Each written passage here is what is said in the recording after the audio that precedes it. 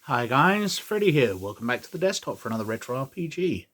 And before I introduce what book I'm going to do today, which you'll have seen in the titles anyway, I'd like to just comment, I've turned my camera facing more straight down, so the page will be more square on the screen, as I hope that will be more useful to use.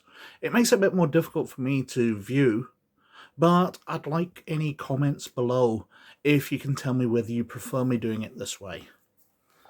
Anyway, this week I would like to present this, the London Sourcebook, the 1991 Shadowrun First Edition Sourcebook, which covers the UK and more specifically London. Now, this is by Carl Sargent and Mark Gascoigne.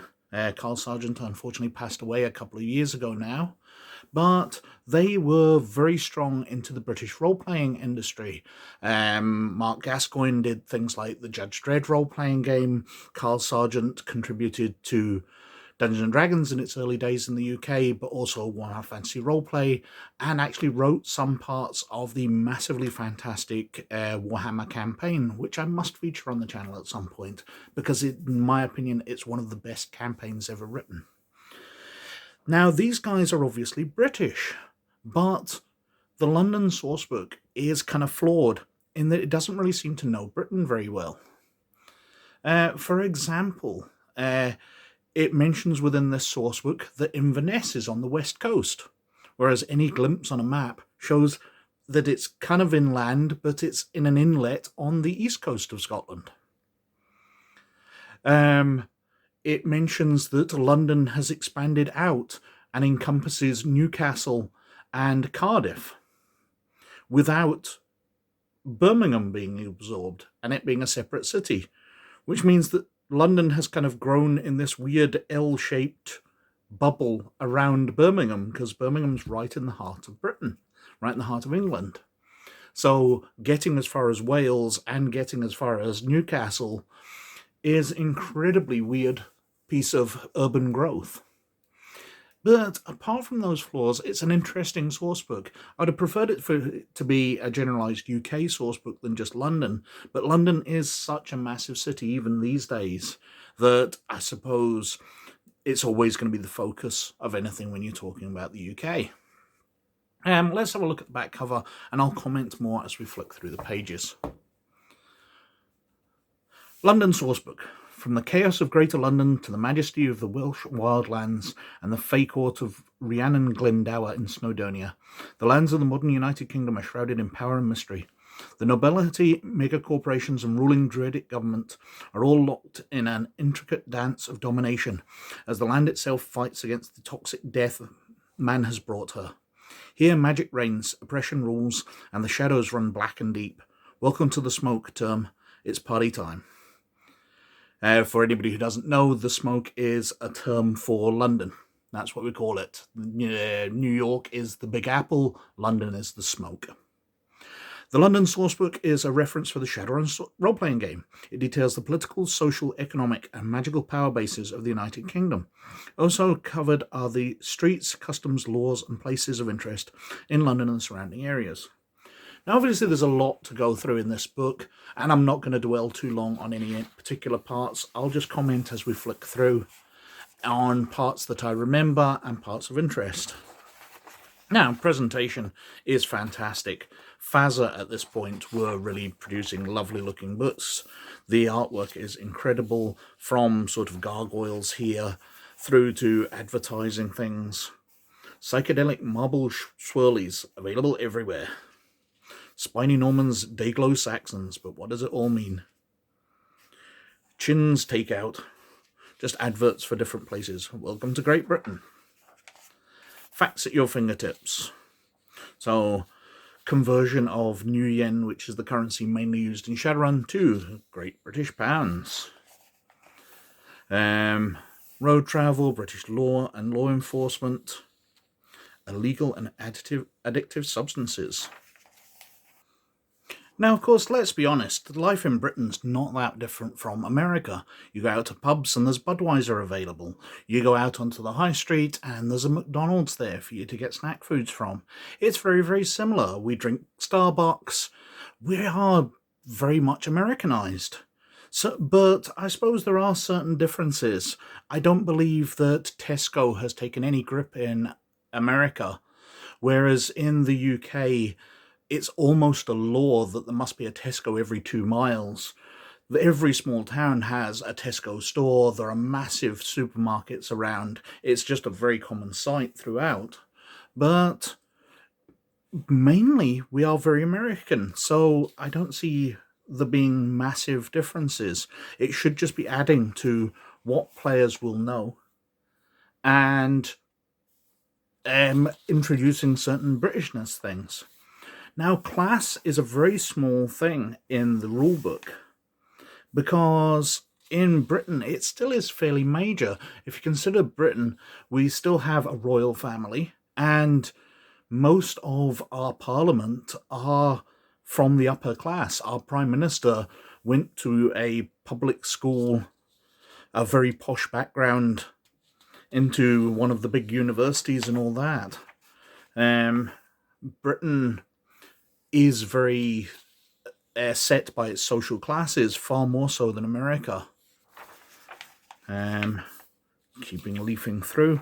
But as I said, it's a very small element in this rulebook, which doesn't feel quite right to me. Something they have done, and I'm just going to keep leafing through until I see anything else worth commenting on, they made elves very important in the British society, and I felt that was wrong because in Shadowrun I always felt that goblinization and elves and dwarves, because they'd mixed through, it did lead to a mix-up in society. You would have lower class elves. Obviously they're going to live longer lives and they're going to have better chance to improve themselves over trolls and orcs, because trolls die in old age, about age 40. Orcs die about age 40, trolls live on to about age 50, whereas elves, they don't even know how long they live. There's a mention of nobility here, so perhaps I was a bit brief on that, but it's really going into independent ones. So we've got Rhiannon Glendower, Duchess of Snowdonia. But I really felt there was the opportunity to have like an orc on the throne of the United Kingdom, because the races were much more mixed up rather than being set. While nobles would want elves as children, they can't choose what they get. Goblinization did throw randomness into the mix. Now, this is something that the London Sourcebook does, which no other Shadowrun Sourcebook has done, to my knowledge. I've not seen it. And they used full-colour photographs. So this is an advert for Coates and Fitzherbert, domestic placement agencies, where good breeding counts. And you've got basically two cosplayers. You've got an elf French maid there, which isn't an English maid, so doesn't make huge sense. But I'm not complaining too loudly. And orc or troll butler. Which just looks cheap. When you consider, when you look at cosplayers these days, how much money goes into their outfits and how good they look. This looks naff. She looks like she's bought a pair of plastic party ears and just slapped them on. And these just look like stock photos. I don't know why they're wasting full-colour prints on this. They could have got artists to do so much better. Now, around about the same time as this sourcebook was everything going on with the Universal Brotherhood and the Insect Spirits. So there's a advert here for the British branch of the Universal Brotherhood. Again, with the terrible cosplayers. Now, he obviously looks like the Street Samurai out of the sourcebook. And while it's a fairly cheap version of it, he doesn't look too bad.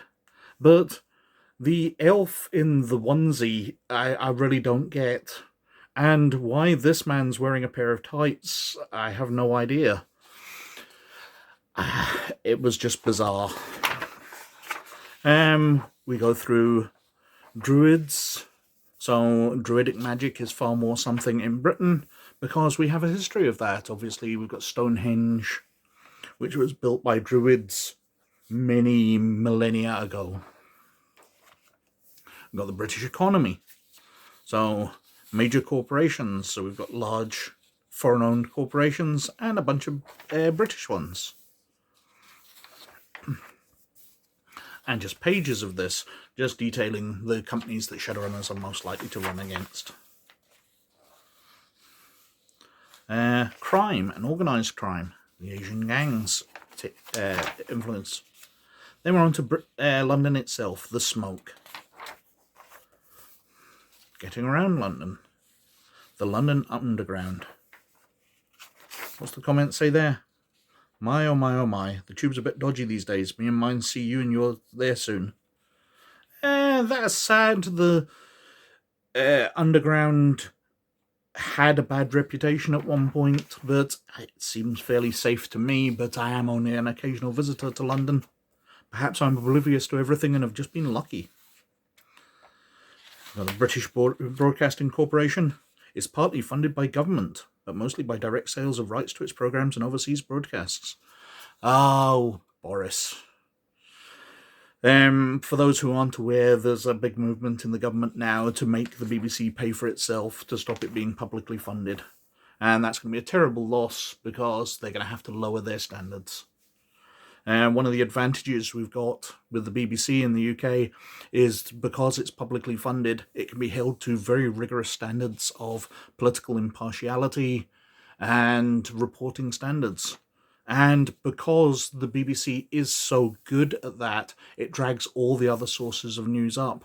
So even the independent news, which might be somewhat moved to be more like, I'm afraid, American television networks, Fox News and the like, because the BBC is so reliably good, to avoid being massively different, the other channels do stick up to those standards, which brings British news up to a very, very good standard, I have to say.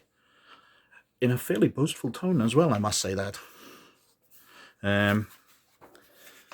However, if the government sells it off, standards will drop across the board. And we, too, can look forward to impartial news paid for by the political parties. And the West End Overground. So we're just going through districts. The City of London itself.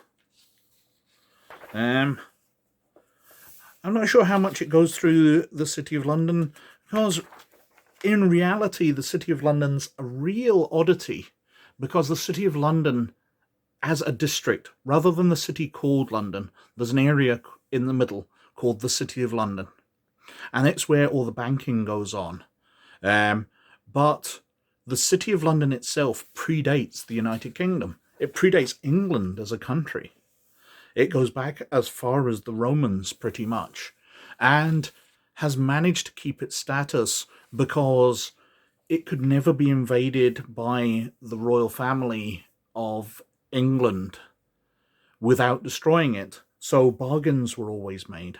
So in London, you've got the Tower of London, which was basically the castle the royal family built to overshadow the city and go, hey, look, we've got a big castle here, don't mess us about. But the City of London has all sorts of rights in the British Parliament. Things like no law can be passed which will badly affect the City of London without its agreement. So no matter how much democracy we have, the City of London acts very oddly compared to it. The Westway. So probably round about the time this was getting written, the Westway, a massive highway which was supposed to improve transit into the centre of the city, was getting built. But I'm afraid it kind of got abandoned. So in reality, it doesn't have as much effect as requiring an entire section of a book. Angel Towers, The Squeeze, and we've got more colour plates. I'm afraid that's just somebody out at a disco. I don't even know what that's supposed to be. Captain's Galley with weird chicken fingers, I guess. A green drink. Did we need a full colour plate to show us just a slightly glowing drink in a straw with a woman drinking out of it? Britain beyond London. So we actually get onto the other sections here. And we've got very brief sections. You know, a few paragraphs on Birmingham, Mersey Sprawl, Liverpool, Manchester, Newcastle and Tyne Sprawl, Cardiff, Cambridge, Nottingham.